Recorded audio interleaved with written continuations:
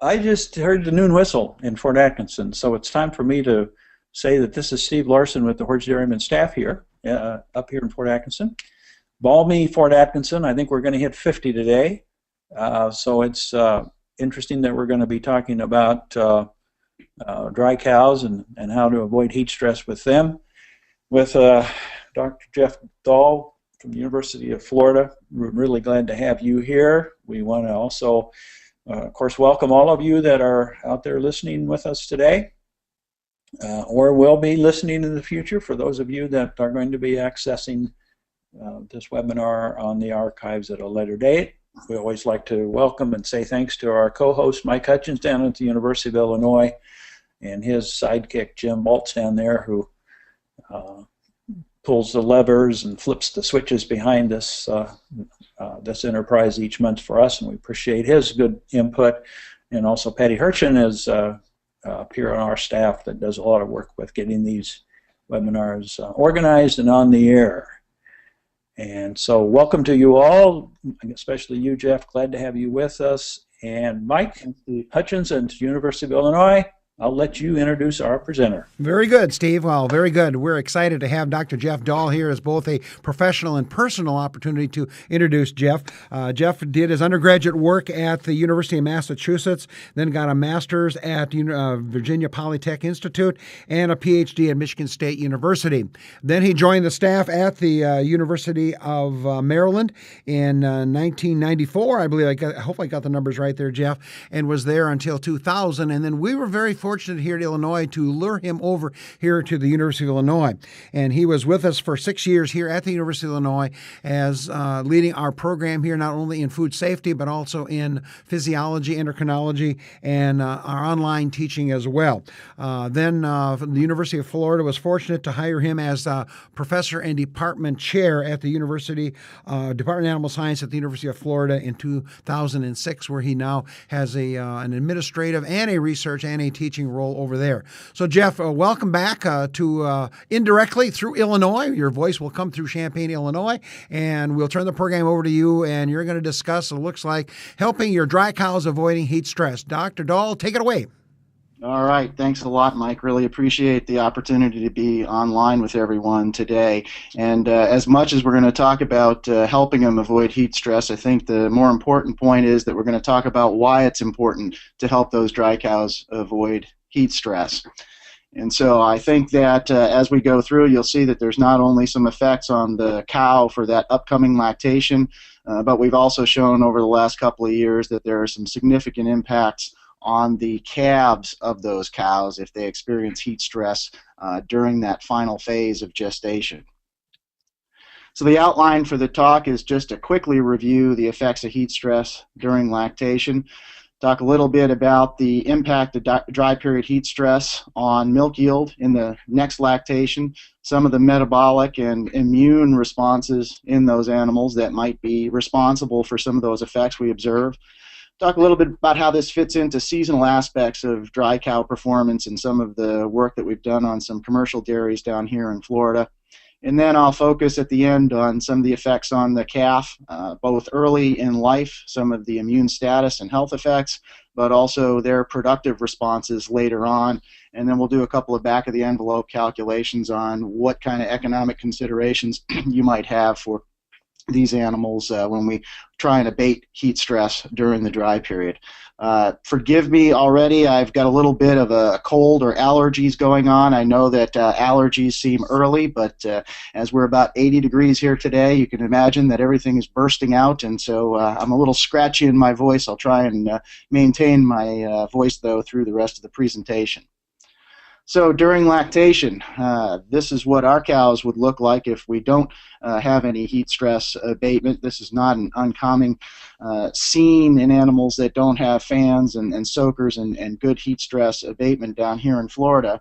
And of course, we know that during lactation, some of the effects that we see on these animals that experience heat stress are a depression of dry matter intake, a reduction in milk yield, and then some work out of the University of Arizona in the past few years has shown that it's not just that depression in intake that drops milk yield, but there are some physiologic effects on those animals that sort of shift their metabolism to also further reduce the components available or nutrient availability to those animals to produce milk components. And the recovery from those heat stress effects is going to be dependent on the duration that those animals experience the heat stress. So typically animals that have a briefer period of heat stress, they're going to come back and probably come back to about the same level we would have expected them to be at before.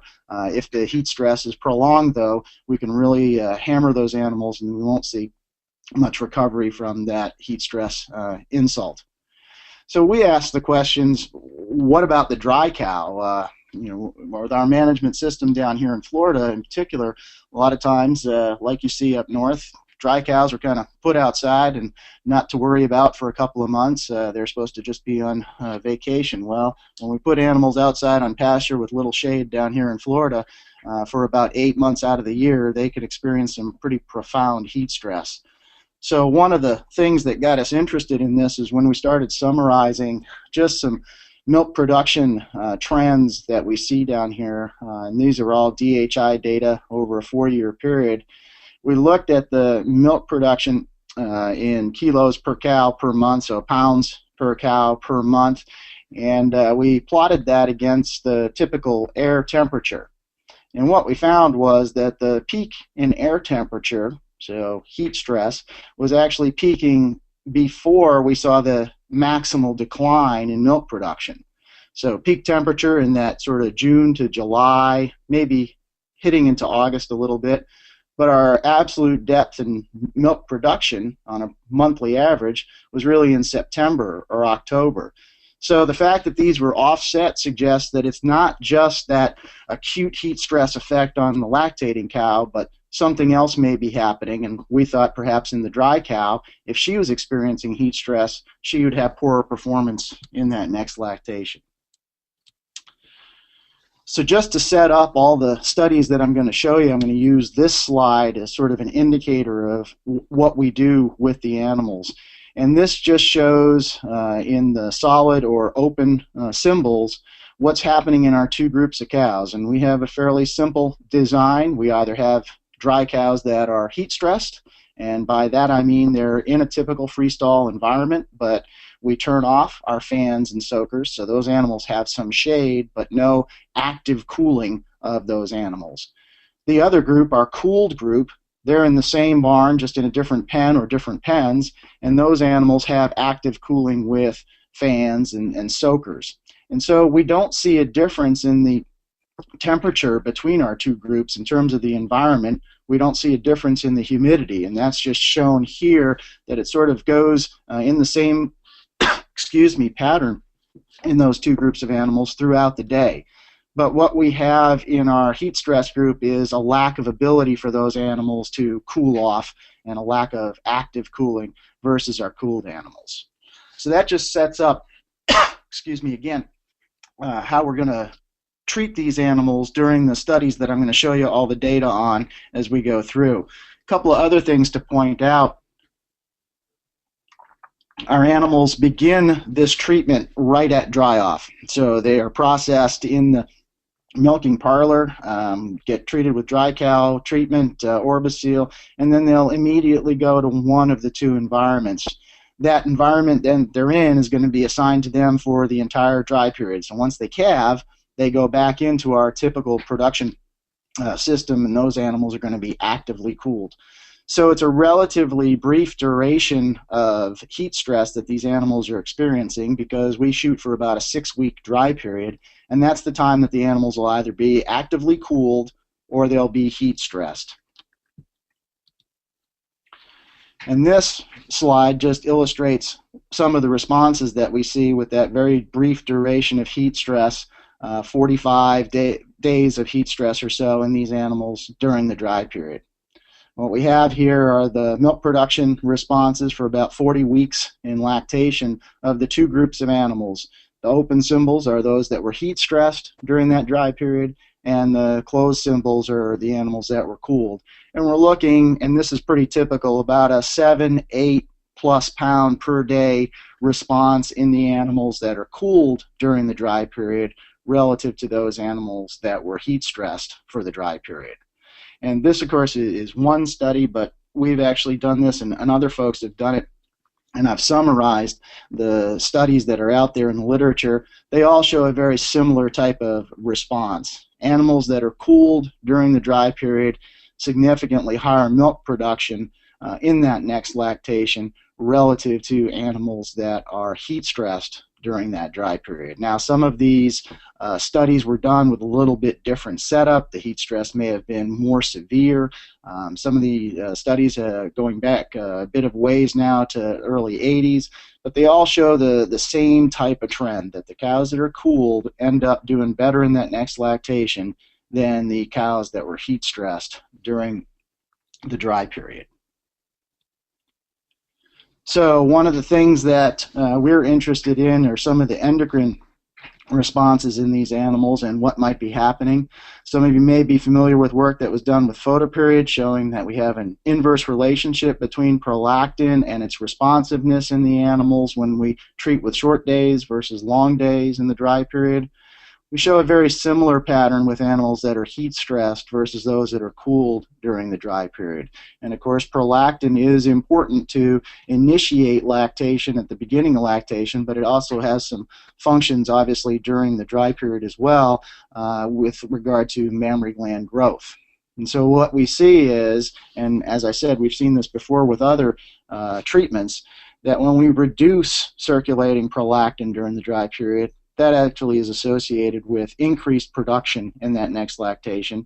And not surprisingly then, the animals that are cooled during the dry period have a lower circulating concentration of prolactin relative to those that were heat stressed, because we know that heat will actually increase secretion of prolactin. Then at the time of the parturition, we actually see a surge of prolactin, and similar to sort of the baseline responses that we see during the dry period, the animals that were heat stressed had a much greater surge at calving versus the animals that were cooled, yet there was no effect of that on subsequent milk production. It's really that sort of long-term reduction in prolactin that seems to be associated with higher milk production in that next lactation. So what then is causing this? We're interested in looking at the effect directly at the mammary gland, because of course that's where things are really going to be happening in terms of the coordination of all the systems to produce milk.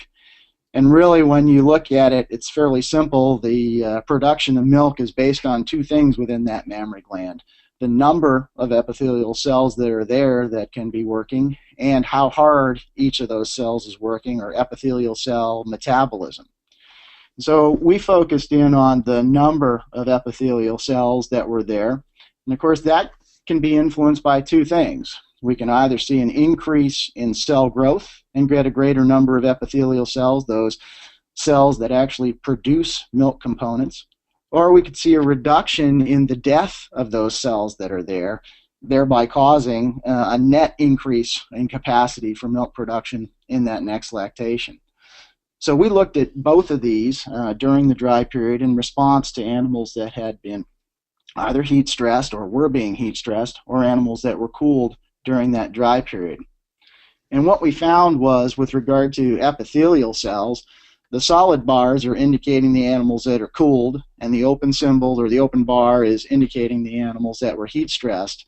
I think what you can see pretty clearly, at about 3 weeks before these animals calve in, there's a significantly greater number of cells proliferating in the cows that are cooled in the epithelial component. There's a tendency for that in the stromal component, or that supportive tissue, but overall it still leads to greater total cell proliferation in the animals that are cooled relative to those animals that were heat stressed during the dry period. So that's suggesting that we're getting greater capacity at that mammary gland for a response in terms of milk production in the next lactation. So we looked also at cell death, or apoptosis, and we saw that there really wasn't a difference in the animals between heat stress or those animals that were cooled And so that suggests that the greater proliferation is really what's driving this effect. We're seeing greater number, greater capacity of mammary epithelial cells that can then be available for milk production in that next lactation. So some other things that we wanted to examine with regard to this response. Obviously, heat stress has an effect on dry matter intake in lactating cows. What about in dry cows? They're at a much lower level of intake. Despite that lower level of intake, the animals that were cooled did maintain a higher level of intake during the dry period relative to those animals that were heat stressed. They also, if you notice, there had a greater reduction in intake during that last week, but that's really an artifact of those animals being at a higher level of intake. But that can obviously have some influences down the line metabolically on these animals, and we wanted to look at that in a little more detail. The animals after calving don't show any difference in the intake, at least for the first 6 weeks or so. Of course, after that, we may see some divergence because those cooled animals continue to produce more milk during the rest of lactation. So coming up on our first poll question, I'll turn this over, I think, to Mike and Steve. Yes, we have a chance to vote here now. So the question is causes for heat stress during the dry period. You can see you have 5 choices here: increased respiration rate, increased subsequent milk yield, reduced feed intake, increased rectal temperature by about 0.4 degrees Celsius, all except the sequence subsequent increase in milk yield. So the polls are now open, and we are off and running at this point, and we've got a very positive. Steve, are you voting yet? Yeah, well, boy, I'm still trying to sort through this. All except improved subsequent milk yield. No, I'm going to go with reduced feed intake, just as a flyer there. Okay. See how other people. Interesting. The intake data you just showed, Geoff, very interesting. So yeah, we'll I think those cows are going to breathe a little faster too, Steve. So I think I better go with that last one because it looks like we'll go there. Anyway, we got 80% of let's see what percent. We're 77% in. Let's close it off. And Jim, are they seeing the poll now? Okay, Geoff, what do you think? Well, I'm going to give high marks because at least no one answered it incorrectly. The 20% that answered reduced feed intake are certainly correct, but we do see an increase in respiration rate. We see an increase in rectal temperature. Down here in Florida, during the summer, those animals will see an increase in rectal temperature that pretty much persists all throughout the day just because we don't get very good night cooling down here. But the completely correct answer would be all except B. So increase respiration rate, reduce feed intake, and increase that rectal temperature. Of course, heat stress is going to reduce subsequent milk yield rather than increase it. So that B question is obviously false, or the B answer is false. Okay, and so as I said, we were interested in some of the other aspects that might be affected by that reduction in dry matter intake during the dry period. And so we looked at some of the gross indicators of capacity in these animals. And I will point out that we had in these next 2 graphs, body condition score and body weight. The animals started out at the same body condition score on average, the same body weight, no difference between the 2 groups. What you're seeing here are some data that were collected further into the dry period, and pretty clearly the animals that were cooled maintained a higher body condition score through the dry period relative to those animals that were heat stressed. Of course, once they got into lactation, they also had a more significant drop-off in body condition score as they mobilized probably more available stored tissue in support of that higher level of milk production. If we then look at the body weight pattern, again, very similar to what we observe and what we might expect with the animals that were cooled being higher than the animals that were heat stressed. But then when we get into lactation, there's not as big a drop-off in body weight in the animals that were previously heat stressed versus those animals that were cooled during the dry period. Again, consistent with those animals likely having greater capacity and greater ability to mobilize stored tissue in support of that higher level of milk production in the animals that were cooled during the dry period. So looking a little closer at some of the metabolic indicators that might be associated with these changes in feed intake, it actually turned out that during the dry period, despite the fact that those animals had pretty different profiles in terms of their dry matter intake, there really was no difference in terms of baseline insulin concentrations in these animals, their blood glucose, or even non-esterified fatty acids. Now that did change, obviously, as we got to parturition and into lactation. And again, that divergence there between the heat-stressed animals that are in the open sample circles and the closed squares, those were the animals that were cooled during the dry period, would just be consistent with those cooled animals losing a bit more condition, losing more body weight in order to mobilize nutrients to be available for milk production in that lactation. We also looked, in addition to just sort of basal responses in these animals, at some challenges both with glucose and with insulin to get a better handle on how the animals would respond versus the basal conditions in the animals. And what we found was 2 weeks before they calved in, no difference in the responses of glucose to a glucose tolerance test, very much the same in pattern in the two groups of animals. About a week into lactation, we see that the animals are a little slower to clear that glucose in the animals that were cooled versus those that were heat stressed. But by 4 weeks in lactation, again, no difference between the two groups of animals. And that would be consistent, this type of pattern would be consistent with those animals that were previously cooled, producing more milk. This way they've got more milk, glucose available in circulation to be taken up by that mammary gland in order to produce more lactose and therefore more milk. Similar sorts of results with the animals when we gave them an insulin challenge. In terms of their blood glucose, it went down almost identically in the two groups of animals during the dry period, so 14 days before they calved in. About a week into lactation, we see less glucose clearance or less of a drop in the animals that were cooled previously versus those animals that were heat stressed during the dry period.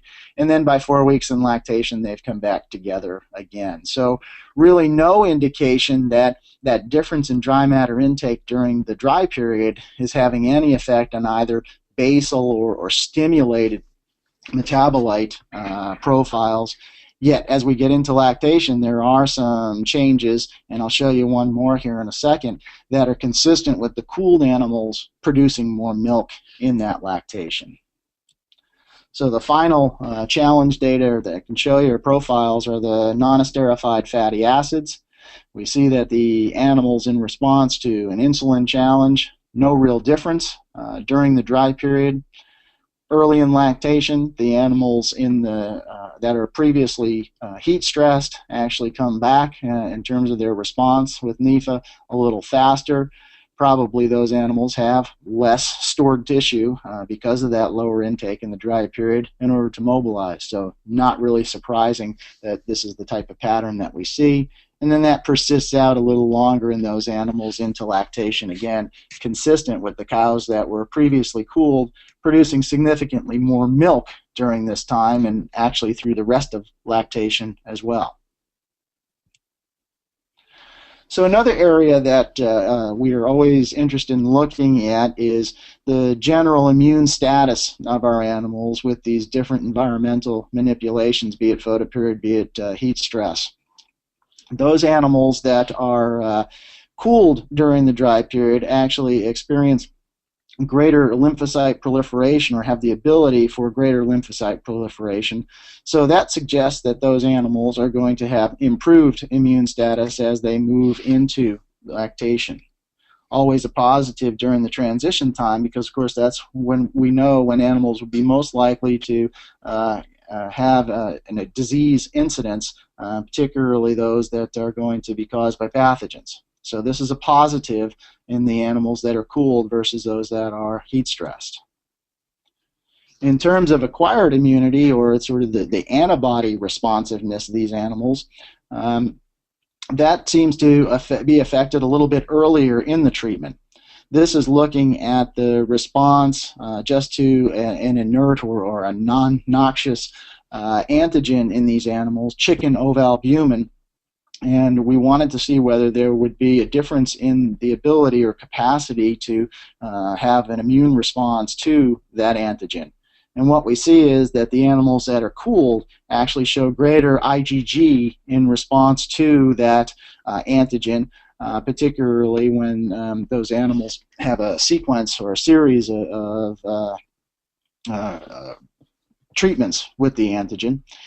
This would be associated then with responses to vaccines. And since we know that there are a lot of times a vaccination program that's consistently applied to these animals during the dry period, again, cooling them should promote better performance or better response to that vaccination protocol, at least based on these data.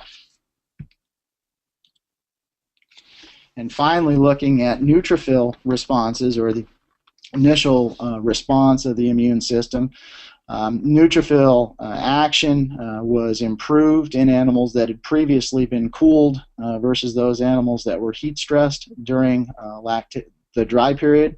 So as we get into lactation, there's a divergence in terms of responsiveness. No real change in the animals that were cooled during that dry period, yet the animals that were heat stressed during the dry period, there seems to be some persistent negative impact on their ability to respond with regard to neutrophil action, both oxidative bursts, so how they might actually respond to a pathogen, and phagocytosis to sort of clean up and remove those pathogens from the system.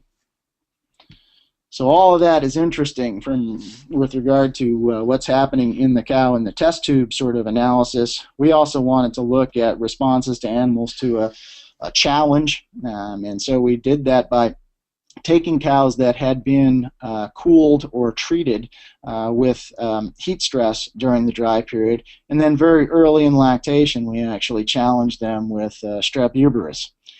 And so what we found was that there was a significant difference in the white blood cell count between the cows that had been cooled previously and those that were heat stressed during the dry period.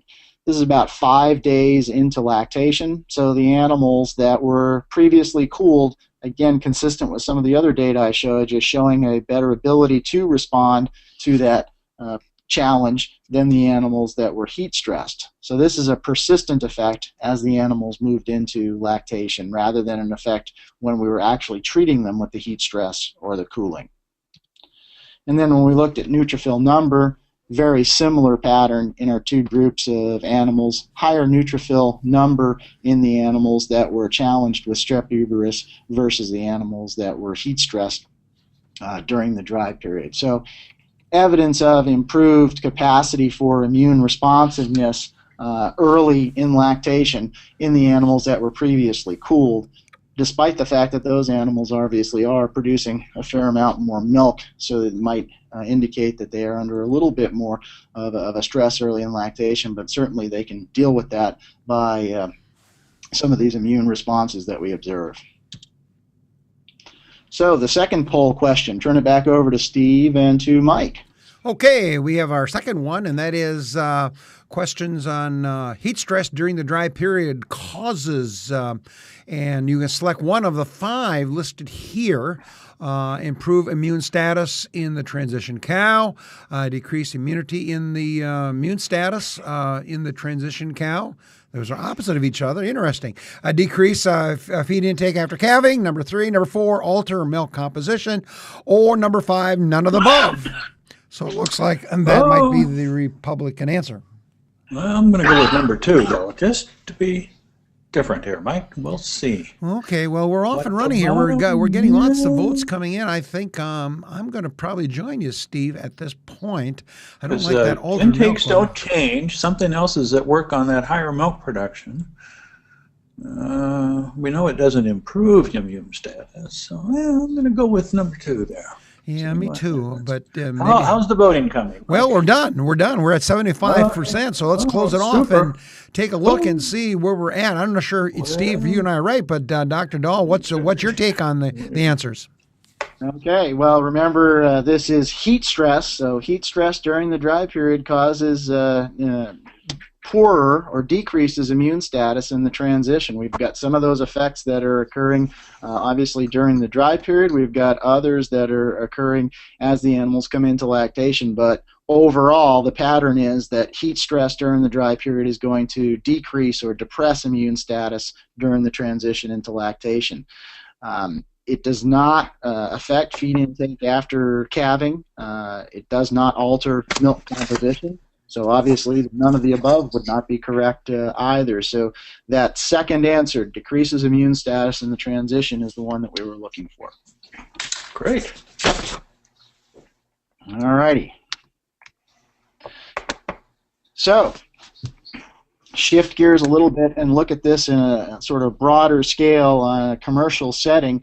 Obviously it was a little more difficult for us to have animals that were either profoundly heat stressed or not on a large commercial farm, although we have completed a study like that, and I can share some of those data with you at a later time.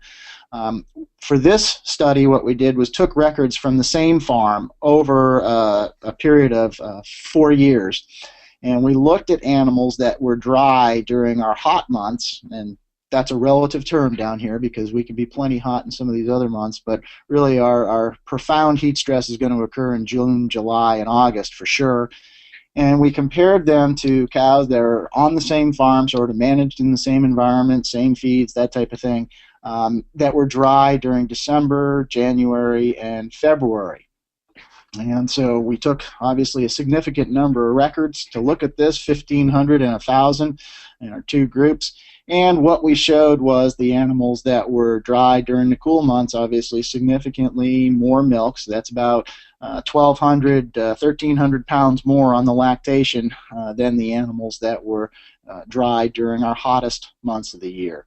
We also had a greater incidence of some of the diseases that we're interested in looking at, about twice as much. Now look at number 0 versus 1 if they did not or they did have the disease. So we had animals that about twice as many that had mastitis, increase in digestive problems, increase in respiratory problems, retained membranes, no overall difference in metritis, although our numbers were maybe a little bit tight on that one as well, just looking at sort of typical farm records. So overall, very consistent with what I've shown you in terms of our controlled studies, where the animals that were cooled during the dry period had greater milk yield in that next lactation. They also had improved immune status, which at least here would suggest that these animals, some of the reason why they did not fare as well when they were heat stressed during the dry period is because of poorer immune status, and so disease incidence was higher. We were also able to look at some aspects of reproductive performance, number of breedings that we saw in terms of pregnant was lower in the animals that were dry during the cool months versus those that were dry during the hot months of the year. And it's important to point out, of course, that those animals that were dry during the cool months down here, when are we actually doing that breeding? Well, it's going to be during the hottest months of the year, so we would expect to take a little bit of a hit there, but those animals actually showed greater capacity to become pregnant than the animals that were dry during the hottest months of the year. We also saw a reduction in days in milk to breeding and days in milk to pregnancy as well. So all of that, of course, in terms of reproductive performance, positive versus in the animals that were cooled during the dry or dry during the cool months versus the animals that were dry during the hottest months of the year.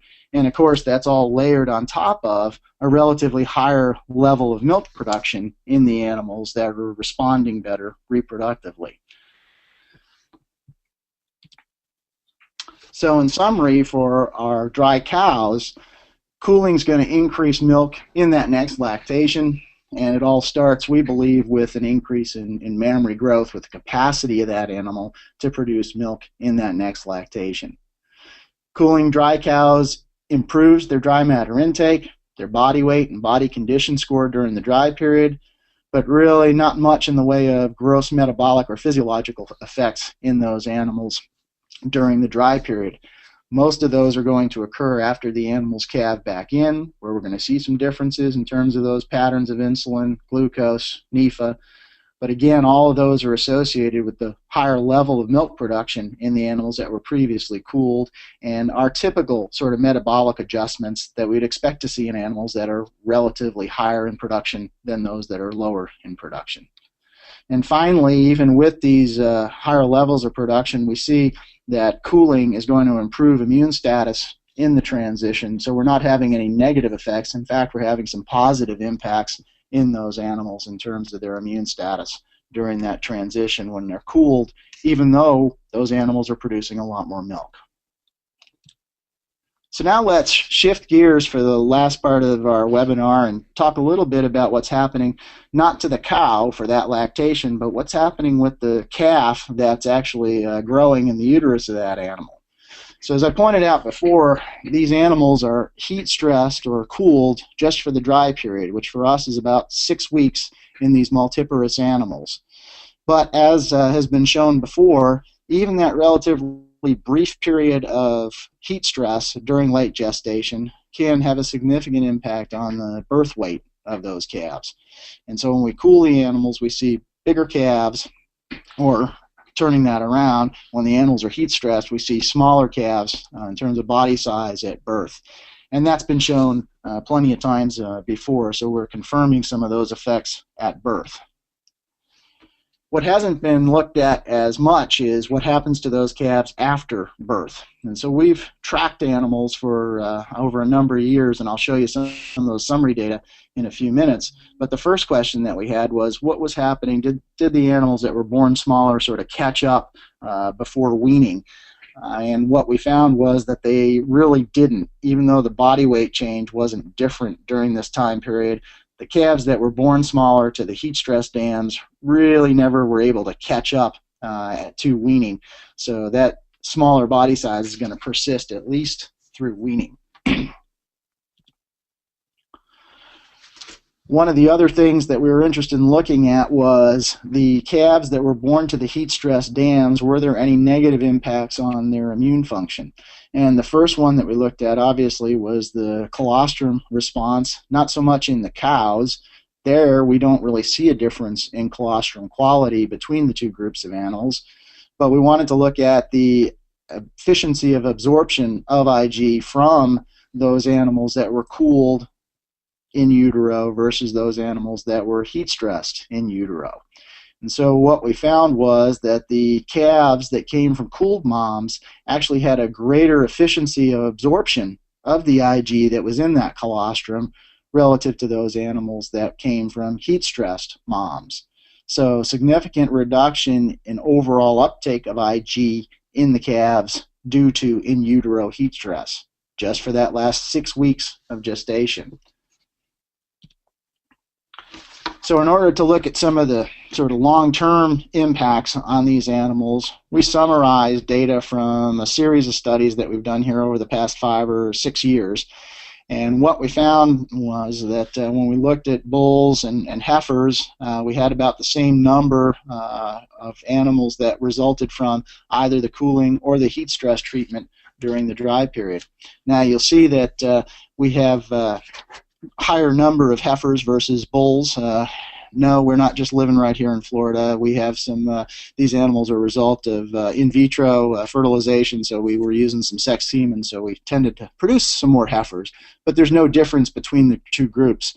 But what it allowed us to do was to get a larger number of animals to look across time at what those animals' responses were sort of at that first year of life, both from a reproductive, growth, and health perspective, and then also as those animals started to enter the milking string to see how those animals responded from a productive standpoint. So as I showed you before, the animals that were heat stressed in utero significantly smaller at birth than the animals that were resulting from the dams that had been cooled during that dry period. significant treatment effect, and also, as we would expect, the bulls were a little larger than the heifers. So nothing earth-shattering here, but it's always good to confirm what we've seen in the previous studies to just make sure that we've got a persistent pattern there. One thing that I should point out before we move on to the other studies or the other results, all these calves were born on our farm at about the same time because we do these, obviously, controlled studies during the summer when we know we're going to have significant heat stress in our heat stress treatment group. So they were all born in the cooled group at about the same time as that, or one was born in cooled group, one to be born in the heat stress group, and then they were all managed identically from birth all the way through when those animals came into the milk production string here at the university herd. So there's no difference in how we managed them. There's just one big group after they were born, so no differences between the treatments. It was only what those calves experienced for that 6 weeks in late gestation that would be responsible for any of these differences that we see moving out. Oops. So looking at growth in the two groups of animals out to a year's worth of age, as I pointed out, they're smaller at birth, smaller at weaning when they've been previously heat stressed, and they were at a lighter body weight at a year of age as well. So that significant difference between the two groups of animals in body weight persists at least through the first year of life. And in fact, when we've looked at relative body scale in these animals, most of this higher weight is going to be due to those cooled calves being taller at that 1 year time point. So they're heavier, they're taller, greater capacity perhaps then for production later on. When we looked at general calf survival, of course, we had bull calves that we were retaining for a while, so we were able to look at a larger number of animals up to about 4 months of age, and after that it was really just the heifers that were retained in the herd that we could look at. And what we found in general was that the heifers that we had from cows that were heat stressed during the dry period versus those that were cooled left the herd before puberty at a higher rate. And really the reason for that, at least according to our records, was sickness or growth retardation. So those animals that I showed you before, potentially lower IG uptake, poorer immune status early in life, that didn't set them up for success later on. So we did lose a larger number of those animals. And that ends up in, we had fewer heifers from the heat-stressed dams actually completing their first lactation. So a significant negative impact on growth and on persistence in the herd of the animals that were going to experience heat stress for that final 6 weeks or so of gestation. Reproductively, there were some significant differences between the two groups as well. None of them positive for the calves that came out of heat-stressed dams. They had greater services to get pregnant. They were older when they got pregnant. We did lose, I guess, some more pregnancies. Again, these are fairly small numbers to be looking at some of these responses in, but we lost some more pregnancies, I think, in the cooled calves, so they didn't end up at a different age at calving. Another thing that I want to point out is that by the time they got to calving, we didn't really see any difference in the body weight of these two groups of animals. So that body weight that was different at a year, by the time they got out to 2 years of age, the animals that were heat stressed previously had caught up from a weight perspective anyway. And then when we looked at milk production in that first lactation, again, no difference in how these animals were treated except for that very short time period of 6 weeks in utero. 2 years later, those calves that came from those calves that came from cows that were cooled during the dry period, significantly, about 5 kilos a day more milk production through that first lactation relative to the animals that had been stressed while they were in that final phase of gestation in utero. So a significant negative impact on the animals that were heat stressed during late gestation versus those animals that were cooled during late gestation. And my suspicion is that this is going to persist into the next lactation and beyond. So we're not only setting ourselves up for problems with that cow's production in that next lactation, we're setting our herd up for relatively lesser ability to express their genetic potential as we move out in years and generations. So, Mike and Steve, you're on again. Well, here's our last question, and here's your last chance to get it right. Okay. Okay, Steve, are you ready? Heat stress during late lactation. What causes the causes of that? One, lower birth weight in calves, poor passive transfer into calves, reduced body weight and height at puberty, decreased first lactation yield by give or to roughly 10 pounds, or all the above. Steve, you got yours picked? Well, I'm an independent, so I'm going to vote for all of the above. Wow. I believe that fills my bill. Well, I'm kind of with you on this one. I think we'll go Are here. you? I could sweep you, Steve. I could have all three right here. The Yeah, I know. I mean, pressure's that's the on. first one there. I'm just going to vote with you because that way I can't lose. But You're going to win anyway, aren't you? Right. Yeah, Well, we got. That's the way I see it. Well, let's How's it close voting? the polls and see what we have here. Comments at this point, Dr. Dahl. It's a bit of a landslide, and folks got that correct.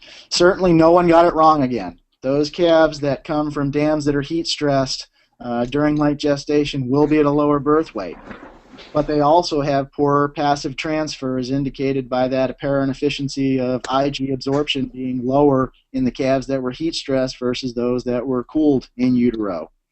They also have a lower body weight and, as I mentioned, height at about a year of age, so right around puberty in those animals that were heat stressed versus the calves that came from dams that were cooled during late gestation.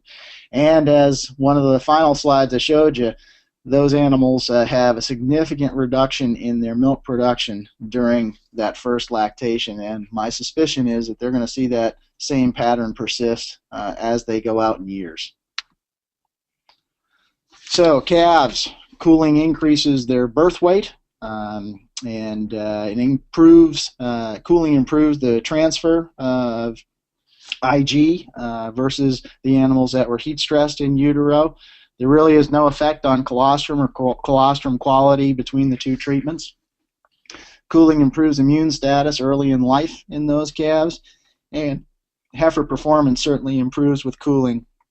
So we think that there may be some genetic programming effects of in utero heat stress. Obviously, it doesn't change any DNA coding, but it may change how those animals are actually able to read that same pattern of DNA, because there's really no difference in the genetic potential between our two groups of animals, in case I didn't point that out earlier. It's just that we can't reach that same level of performance, so we're not able to express that same level of genetic potential in the calves that are heat stressed late in gestation. So, does it pay to cool your dry cows? Just to finish up here, and I know that, Mike, I'm running over a little on time, but hopefully we can get through these last couple of slides. The assumptions that we made here were a 100-cow herd in order to put that barn up so that we could have our dry cows cooled all the time. A 20-cow freestall barn at $1,700 a stall, $34,000. When we looked at sort of the gross incidence of different diseases and what we might find, we did see that we have maybe a little more indication of ketosis, perhaps some more metritis in those animals when we look at larger and larger groups of animals that we've treated. And we also have an increase, obviously, in the amount of feed that those cows are consuming when they're cooled during the dry period versus the animals that were heat stressed. I'm not sure that that's really a reason that we wouldn't want them to be cooled, but it is an additional cost because they're consuming more feed. If we then look at the revenue side of things, 10 pounds per cow per day for 305 days. That's a significant improvement. $20 milk, when we were doing this, that might have been a little low, but now it could be a little high. It just gives you a ballpark estimate anyway. But we just look at those gross figures, about $27,000 income over feed costs if we're hot throughout the year. So if we're hot like we are here in Florida, pretty much we can have cows experiencing heat stress anytime during the year. As we have lower heat stress or a lower time that we might have heat stress, it's going to extend that out. But the payback even then should be between 15 and 30 months. And I'd caution folks to say that they don't have a significant period when their cows are going to be heat stressed, even in the upper Midwest, where I think that we've found recently that it's probably a little lower temperature humidity index that causes heat stress in our cows versus what might be uncomfortable for us.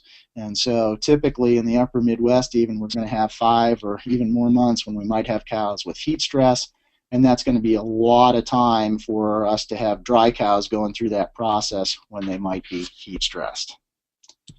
So with that, I just want to point out a few of the students that helped with all this work. Dr. Geoff Dahl, who's now at the University of Georgia on the faculty there. Isabella Thompson, who is now in a postdoc up in Canada, and Anna Monteiro, who's actually working for Tal up at the University of Georgia.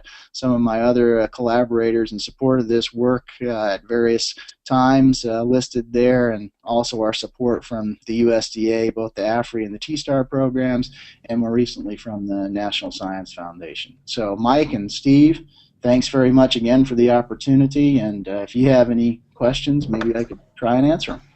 Okay. Well, why don't you click ahead there, if you would, please? Geoff, can you click ahead? And Steve? There we go. Geoff, great job. Wonderful presentation. Very well done. Very interesting.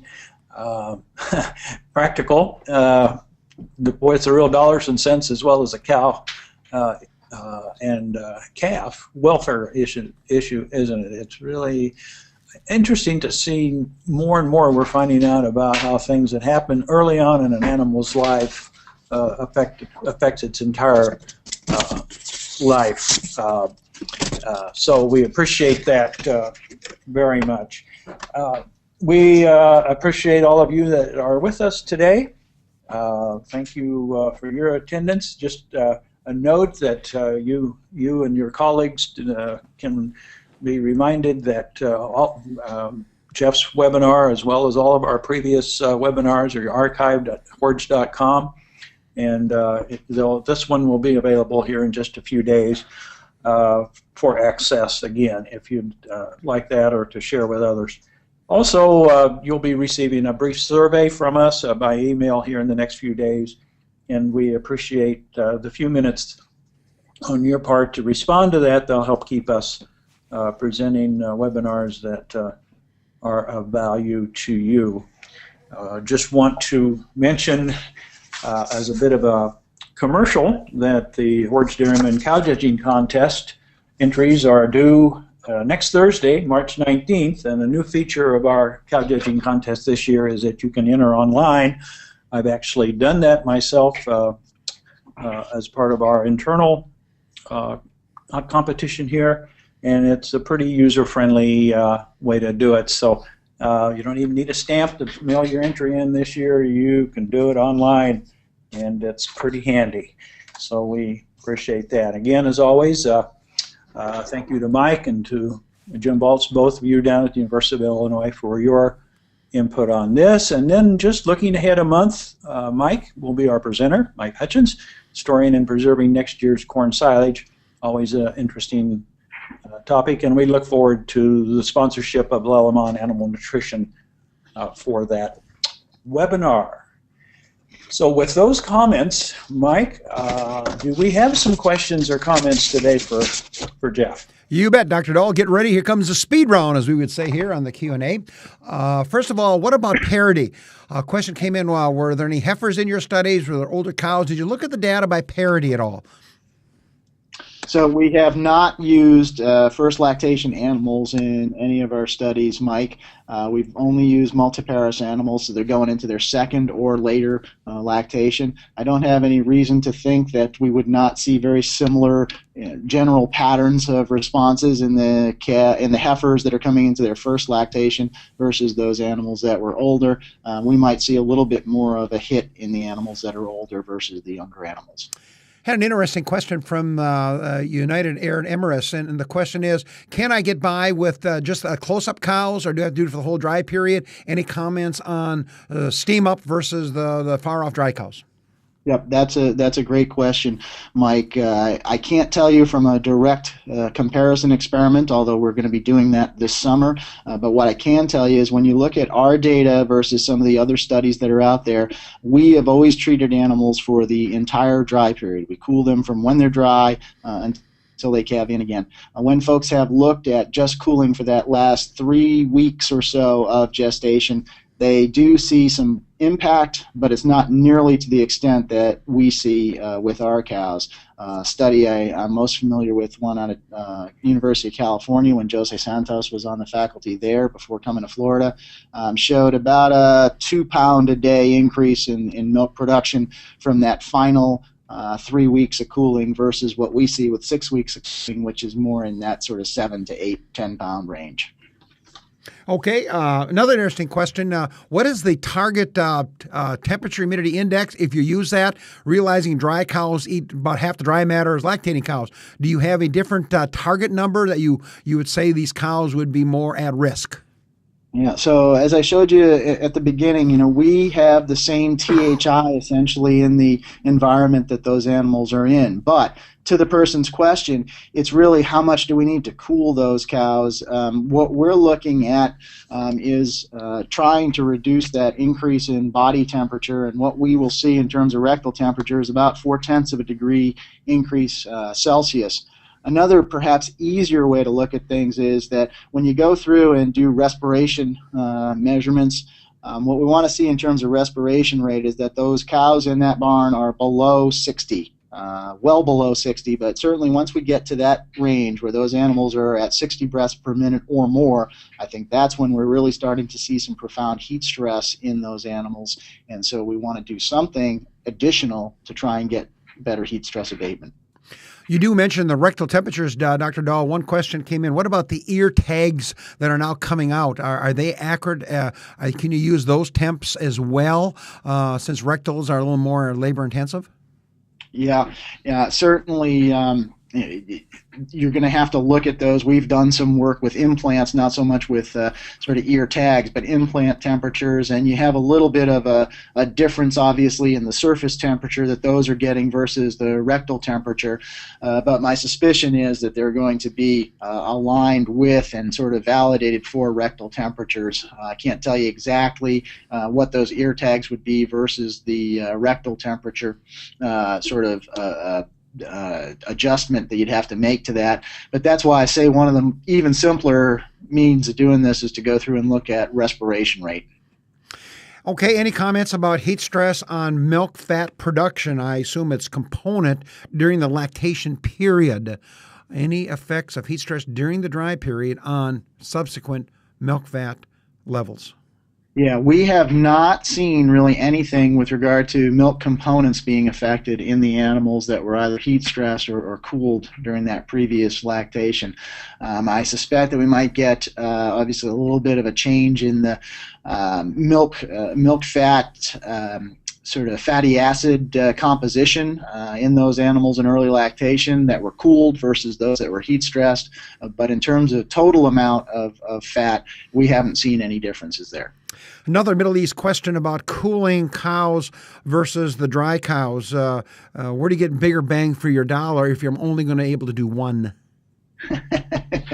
Yeah, well, of course, I would say that the first group you should cool are the dry cows. I might get some folks that would disagree with me, but I think that it's really particularly important to make sure that those dry cows are cooled. So early lactation, dry cows are the first ones to cool, and then mid-lactation, and then late lactation. And if I have to make a choice, I'm going to put those mid and late lactation animals behind the dry cows. Politically done. Is there any research on heat stress with metal versus solar barns?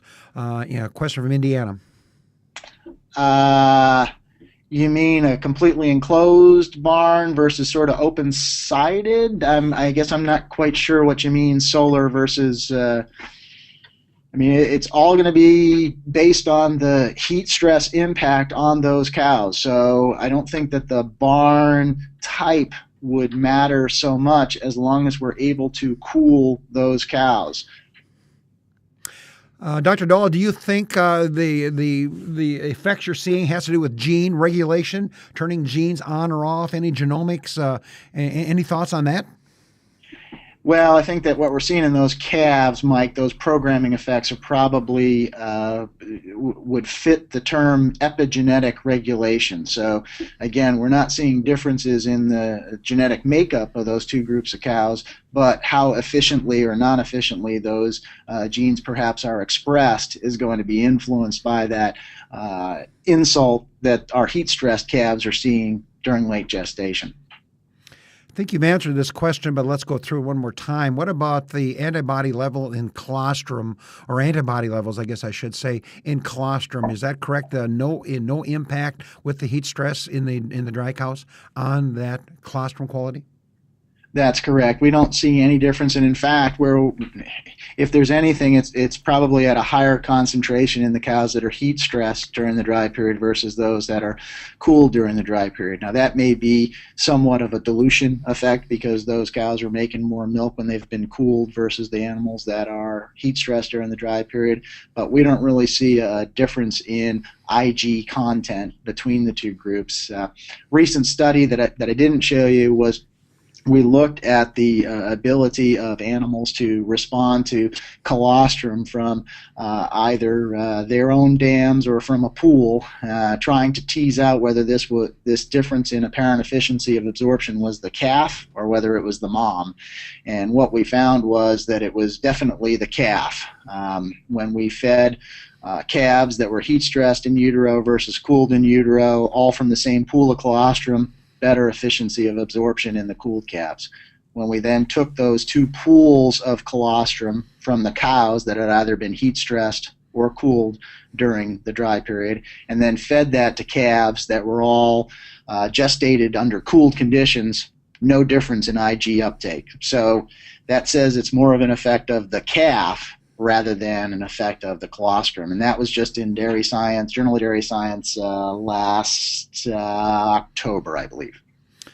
Another one of our Middle East questions, and that is the type of cooling. Any comments, the effectiveness of evaporative cooling versus the corral coolers that you'll tend to see in the Middle East? Any comments on that, Dr. Dahl?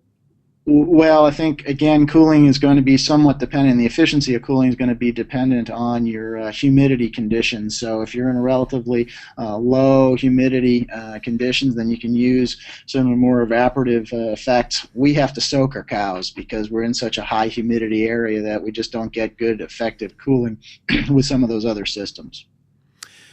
Very interesting question. What about air conditioning or other ways to cool cows? Is that really feasible at all to get these cows off to a better start? Yeah, and it's actually been done. Down here in Florida, there was a producer about 10, 15 years ago that put in a barn that he had essentially air-conditioned cows in. He had his transition cows in there. I would have suggested that he put them in, obviously, from the beginning of the dry period, but he did see a good response.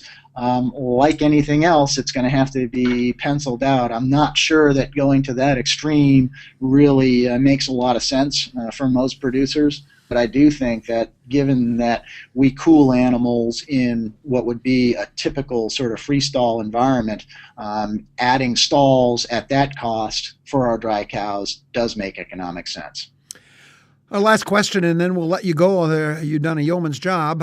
What temperature do you use for indicating heat stress on dry cows? Is it the same one for milk cows? Arizona has changed that number a little bit. Your comments, Dr. Dahl? Yeah, I think that's a question regarding temperature humidity index, and I would agree with some of the work that Bob Collier and other folks at Arizona have done that we probably want to look at a little lower temperature or lower THI. I think he's adjusted it down to about 68 now from what we would have said before was about 72 before those animals start seeing sort of negative impacts of heat stress. And that was my comment before, that I think our cows actually experience heat stress before we would feel any adverse effects of the environment. So we have to be careful not to project too much of what's comfortable and not comfortable for us, because those cows, I think, experience heat stress at a lower temperature, particularly as the humidity increases.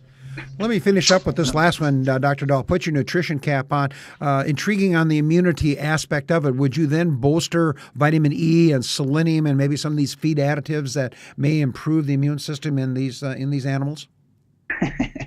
Well, I might be able to tell you that a little later this year, Mike. We're actually starting to look at that with one immune stimulant. So I can only say that I'll have, stay tuned. We'll have some data, I hope, later this year or next. But it's obviously something that we've been thinking about. Well, Dr. Dahl, you did a yeoman's job here, and it sounds like we're going to have you back here in the future as far as that goes. Steve, any closing comments at this point? Well, no, other than to, again, thank you, Geoff, again, for a great job. Lots of great data and bringing it all together with some economics. Just a great story, and we appreciate that very much. Mike, thank you to you and Jim Baltz down there at the University of Illinois, always for your great cooperation. Mike, we look forward to hearing from you on our April webinar, April 13th, sponsored by Leylamon. And there was a question about milk components. Maybe Tom Jenkins from Clemson might address that when he does our webinar on May 11th, coming up, looking ahead just a little bit. With those comments, this is Steve Larson up here, the Hoards, Dairyman in Fort Atkinson, Wisconsin, signing off and thanking you all for being with us, and we hope to have you with us again on future webinars. That's all from here.